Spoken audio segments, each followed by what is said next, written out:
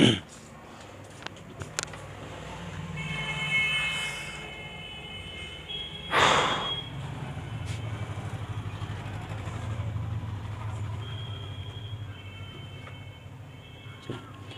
बच्चों, आज का हमारा टॉपिक है सिद्ध करें कि 1/f बराबर 1/v माइनस 1/u। ये एक लेंस सूत्र है और लेंस सूत्र को हम सिद्ध करेंगे। लेंस सूत्र को सिद्ध करने के लिए हमने एक यहाँ पे किरण आरेख लिया है, एक डायग्राम बनाया है। डायग्राम बनाने के लिए हमने उत्तल लेंस लिया है। उत्तल लेंस में चूंकि वस्तु का प्रतिबिंब बनने के लिए वस्तु से हमेशा दो प्रकार की किरणें निकलेगी।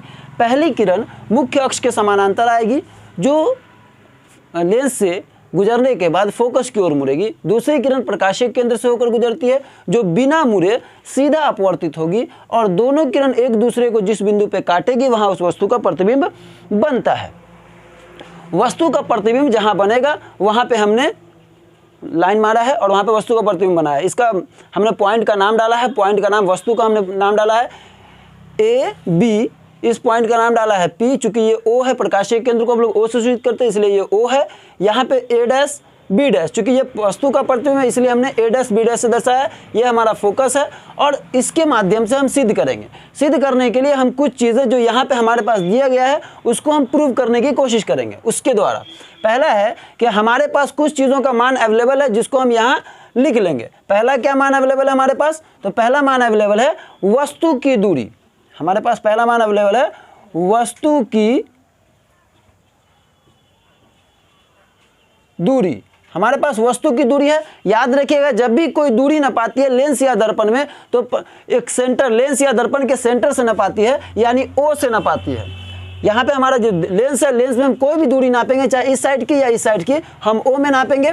O से नापेंगे तो ये वस्तु यहाँ खड़ी है पॉइंट A पर, तो हम लिखेंगे ये OA या फिर हम AO कर सकते हैं उसको। तो वस्तु की दूरी बराबर AO और वस्तु की दूरी को हम लोग सूचित करते हैं U से। वस्तु की दूरी सूचित करते हैं U से, चूंकि लेंस के इस साइड में इसलिए इसका मान रखाएगा माइनस में। उसके बाद दूसरा पॉइंट आता है हमारा कि प्रतिबिंब की दूरी। प्रतिबिंब की दूरी, प्रतिबिंब की दूरी को, प्रतिबिंब की दूरी कौन है? ये पॉइंट A डैश पे प्रतिबिंब बन रहा है यानी यहाँ से होगा तो A डैश O। प्रतिबिंब क्या हो जाएगा? A डैश O और प्रतिबिंब को हम लोग सूचित करते हैं V से। उसके बाद बात आती है हमारा फोकस दूरी की। हमारे पास एक और मान उसमें अवेलेबल है फोकस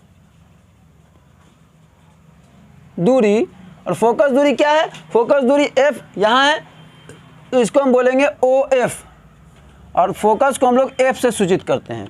तो इतना हमारे पास मान निकल गया है और इसके बेस पर हम लोग अपना काम करेंगे। अब उसके लिए हमें क्या करना होगा? हमें जिस तरह से हमने दर्पण सूत्र को प्रूव किया था, इसमें 4 त्रिभुज है, चारों त्रिभुज लेंगे और उसको एक दूसरे के समरूप सिद्ध करेंगे। जब हमारा त्रिभुज समरूप सिद्ध हो जाएगा तो अपने आप लेंस सूत्र समरूप हो जाएगा जिस तरह से दर्पण सूत्र समरूप हुआ था। इसमें त्रिभुज बना कौन कौन है? तो त्रिभुज देखिए ABO यानी ये वाला त्रिभुज, A dash B dash O यानी ये वाला त्रिभुज, point A, point P, point O और पॉइंट F यानी ये वाला, और A डैश B डैश और F ये छोटा वाला, ये दोनों छोटा वाला और ये पूरा का पूरा बड़ा वाला। तो ये 4 त्रिभुज हमारे पास है और चारों त्रिभुज को हम दो दो करके लेंगे, दोनों को समरूप सिद्ध करेंगे। जब दोनों समरूप सिद्ध हो जाएंगे तो हमारा दर्पण सूत्र अपने लेंस सूत्र अपने आप प्रूव हो जाएगा। उसके लिए हम सबसे पहले त्रिभुज लेंगे, चूंकि 2 त्रिभुज लेंगे, चूंकि त्रिभुज ABO तथा त्रिभुज वो वाला त्रिभुज देख लें आप, त्रिभुज A dash B dash O में। अब देख लेते हैं कि दोनों में समान कुछ चीज़ें निकल के आती है या नहीं निकल के आती है। तो हमारी क्या क्या आएगा? देखिए यहाँ पर ये एक रेखा है जो एक सीधी रेखा को एक तिरछी रेखा काट रही है। जब भी किसी सीधी रेखा को कोई तिरछी रेखा काटेगी तो वो दोनों रेखाएं दोनों कोण आपस में समान हो जाएंगे यानी शीर्ष अभिमुख कोण हो जाएंगे। तो ये वाला कोण देखिए, ये कोण और ये कोण आपस में क्या हो जाएंगे? समान होंगे। तो यहाँ लिखेंगे एंगल AOB, एंगल AOB बराबर है angle A dash O B dash के, A dash O B dash के। क्यों बराबर है भाई? तो यहाँ हम लिखेंगे क्योंकि अभिमुख कोण है, हम शीर्ष अभिमुख भी लिख सकते हैं, अभिमुख कोण है, यहाँ लिख देंगे अभिमुख कोण है। उसके बाद फिर दूसरा त्रिभुज दूसरा हम एंगल लेंगे। ये वाला एंगल देखिए, ये भी 90 डिग्री दिख रहा है, ये भी 90 डिग्री है। क्योंकि वस्तु एकदम सीधी खड़ी है तो प्रतिबिंब भी सीधा बनेगा। जब वस्तु सीधी खड़ी हुई किसी सीधी रेखा पर, इसका मतलब वो क्या है, वस्तु सीधी है तो हमारा प्रतिबिंब भी सीधा बनेगा, यानी 90 डिग्री पे हमारी एंगल है। तो यहाँ देखिए, अब लेंगे एंगल BAO बराबर है एंगल B' A' और O के। क्यों बराबर है? क्योंकि कोण है 90 डिग्री का। याद रखिए, जब आपको दर्पण सूत्र पढ़ाए थे उसमें भी पढ़ाए थे कि जब किसी दो त्रिभुज की दो कोण आपस में समान हो जाए तो उसकी भुजाएं, यानी वो त्रिभुज समरूप हो जाता है। जब समरूप हो जाएगा तो समरूपता का गुण ये लगता है कि आपस में त्रिभुज अपना भुजा समान करेगा। ये नियम है त्रिभुज का, ये नियम लगता है। दोनों त्रिभुज आपस में क्या है, दोनों कोण आपस में समान है। और जब दो कोण किसी दो त्रिभुज का दो कोण आपस में समान होंगे तो उनकी भुजाएं भी आपस में समान हो जाएगी। तो भुजा समान करने से पहले हम लिखेंगे, इसीलिए त्रिभुज ABO समरूप है त्रिभुज A'-B'-O के। अब जब समरूप हो गया त्रिभुज तो समरूपता का गुण लगेगा, कोण भी समान होगा और भुजा भी समान होगी। क्योंकि कोण के आधार पे ही हम त्रिभुज को समरूप किए हैं, इसलिए हम कोण तो पहले ही बराबर कर चुके हैं, तो उसकी भुजाएं हम बराबर करेंगे, लंब से लंब को और आधार से आधार को। इसका देखिए, त्रिभुज नंबर 1 का लंब कोण है AB, त्रिभुज नंबर 1 का लंब है AB बट्टा इसका लंब देखिए A'-B' बराबर है, इसका आधार है AO, इसका आधार है AO और उसका आधार है A'-O। इसको हम मान लेंगे समीकरण नंबर 1, यानी समीकरण फर्स्ट मानेंगे। यहाँ तक हमारा दो त्रिभुज का काम पूरा हो गया। हम फिर दूसरा त्रिभुज लेंगे और दूसरे त्रिभुज को प्रूव करने की कोशिश करेंगे। अब लेंगे पुनः, यहाँ पे लिख देंगे पुनः त्रिभुज। दो त्रिभुज हमने ले लिया है, अब ये वाला त्रिभुज और छोटा, ये दोनों छोटा त्रिभुज लेंगे। तो त्रिभुज POF देखते रहेंगे आप, POF बराबर तथा त्रिभुज A'-B'-F, A'-B'-F में सेम जो काम हमने ऊपर किया है, कोण को बराबर किया है, सेम वही काम हम यहाँ भी करेंगे, कोण को बराबर करने की कोशिश करेंगे। यहाँ देखिए, ये भी वही सेम टू सेम, एक सीधी रेखा को एक तिरछी रेखा काट रही है। अभी जस्ट बताएंगे कोई सीधी रेखा हो, जब कोई तिरछी रेखा काटेंगे तो दोनों कोण आपस में समान होंगे, यानी दोनों शीर्ष अभिमुख कोण है। तो यहाँ पे लिखेंगे एंगल PFO बराबर है एंगल A'-FB' के। क्यों बराबर है? क्योंकि अभिमुख कोण है, अभिमुख कोण है, अभिमुख कोण है। अब अभिमुख कोण है, फिर 90 डिग्री वाला एंगल भी यहाँ पे बन रहा है। देखिए, एक ये वाला है, ये तो 90 डिग्री हमने पहले ही लिखा है, और ये वाला चूंकि सीधा है, इसके समानांतर है तो सीधा ही होगा। तो यहाँ पे हम लिखेंगे एंगल POF बराबर है एंगल B'-A'।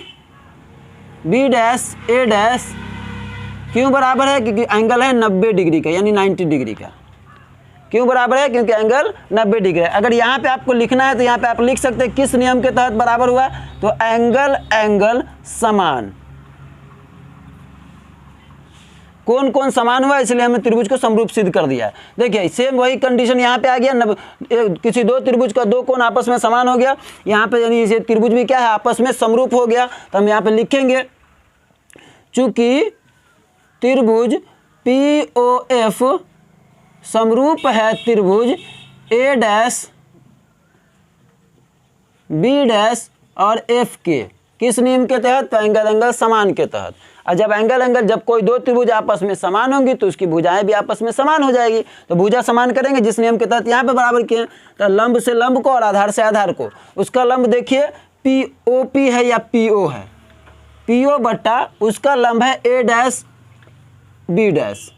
बराबर, इसका देखिए आधार है OF और उसका आधार है A'-F। हो गया। अब आप एक चीज़ देख सकते हैं कि हमारे पास OP जितना बड़ा है ए बी भी उतना ही बड़ा है, यानी दोनों का मान बराबर है, तो इसके जगह पे उसका और उसके जगह पे उसका मान हम लिख सकते हैं। चूंकि दोनों बराबर है तो हम क्या करेंगे, ओपी की जगह पे ए बी का मान डालेंगे। यहाँ पे हम लिखेंगे ए बी की, ओपी की जगह पे हम क्या करेंगे, ए बी का मान डालेंगे। ए बी बट्टा ए डैश बी डैश बराबर है ओ एफ बट्टा ए डैश एफ के। अब इसको चूंकि यहाँ पे लिखेंगे क्यों हम बराबर किए, चूंकि ए बी बराबर है ओ पी के, इसको मानेंगे समीकरण नंबर सेकेंड। यहाँ पे घेर देते हैं, इसको मानेंगे समीकरण नंबर सेकेंड। अब देखिए हमारे पास, अगर आप देख रहे हैं समीकरण 2 और समीकरण 1 को गौर से देखिए। समीकरण 2 में, समीकरण 1 में है ए बी बट्टा ए डैश बी डैश और बराबर ए ओ बट्टा ए डैश ओ। समीकरण 2 में क्या है, ए बी बट्टा A dash B dash O F बट्टा ए डैश एफ। यहाँ पे अगर आप गौर से देखिएगा तो समीकरण 1 और 2 का LHS यानी लेफ्ट हैंड साइड अपने आप बराबर है। जब आपको पता है कि किसी समीकरण का दो समीकरण का अगर लेफ्ट हैंड साइड या राइट हैंड साइड आपस में बराबर हो तो उसका अगर लेफ्ट बराबर तो राइट बराबर हो जाएगा, राइट बराबर तो लेफ्ट बराबर। ऐसा समझने के लिए ऐसा समझिए कि एक साइड बराबर है, दूसरे साइड अपने आप बराबर हो जाएगा। तो एक साइड वाला बराबर है तो यहाँ पे लिखेंगे हम, चूंकि समीकरण 1 और 2 से, अब यहाँ पे लेंगे समीकरण 1 और 2 से। समीकरण 1 का भी लेफ्ट हैंड साइड और समीकरण का 2 का भी लेफ्ट हैंड साइड आपस में समान है, तो दोनों समीकरण का राइट हैंड साइड ले लेंगे। इसका राइट हैंड साइड देखिए, इसका राइट हैंड साइड है ए ओ बट्टा ए डैश ओ बराबर, इसका राइट हैंड साइड है ओ एफ बट्टा ए डैश एफ, ये है। अब जरा देख लेते हैं क्या हमारे पास इस सब का मान अवेलेबल है। हमारे पास देखिए ए ओ का मान अवेलेबल है, ए डैश ओ का मान अवेलेबल है, हमारे पास ओ एफ का मान अवेलेबल है, लेकिन हमारे पास ए डैश एफ का मान अवेलेबल नहीं है। जब हमारे पास ए डैश एफ का मान अवेलेबल नहीं है तो चित्र में देखते हैं कि हमारे पास ए डैश एफ है कहाँ पर। तो ए डैश एफ ये वाला भाग है, हमारे पास इसका मान अवेलेबल नहीं है, लेकिन हमारे पास ए डैश ओ यानी पूरा यूँ यहाँ पे देख लेते हैं, ये हमारा है ओ, ये हमारा है ए डैश और ये है बिंदु एफ। हमारे पास इसका मान अवेलेबल नहीं है, लेकिन हमारे पास इस पूरे का मान अवेलेबल है, यानी ए ओ का मान अवेलेबल है और ओ एफ का मान अवेलेबल है। अगर इस पूरे में से इतना निकाल देंगे तो जो बचेगा वो उसका मान बचेगा। इसको समझने के लिए ऐसे समझिए कि आपके पास 2000 रुपया है, किसी ने आपको ला करके बहुत सारा पैसा दिया, यानी मान लीजिए 10 करोड़ 5 करोड़ रुपया दिया, आपको पता नहीं कितना पैसा है, आपने दोनों पैसे को एक जगह मिला दिया। मिलाने के बाद कुछ दिनों के बाद वो दूसरा आदमी आया कि हमको पैसा दीजिए, तो आपको ये नहीं पता है कि उसका पैसा कितना है, लेकिन आपको पूरे में से ये पता है कि हमारा पैसा कितना है। तो पूरे में से हम अपना पैसा निकाल लेंगे, जो बचेगा उसका पैसा। सेम कंडीशन यहाँ पे लगेगा, पूरे में से ओ एफ का मान निकाल लेंगे, जो बचेगा उसका है। तो हम क्या करेंगे, यहाँ पे वही करेंगे। ए ओ का मान हमारे पास अवेलेबल है, ए डैश ओ का मान हमारे पास है, ओ एफ का मान हमारे पास है, ए डैश एफ का नहीं है, लेकिन हमारे पास ए डैश ओ का मान है। हमारे पास ए डैश ओ का मान है और हमारे पास ओ एफ का मान है।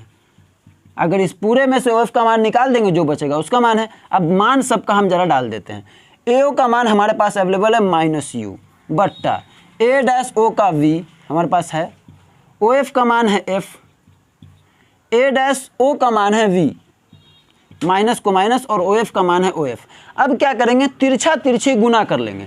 तिरछा तिरछी गुना कैसे करेंगे, तो माइनस इधर से उधर और उधर से उधर, तो plus minus minus U V को U V, minus minus plus U F को U F, sorry U F को यू एफ, इधर से इधर गुना करेंगे तो ये प्लस में दोनों, तो हम क्या करेंगे यू वी एफ तो वी एफ हो गया। अब क्या करेंगे, दोनों तरफ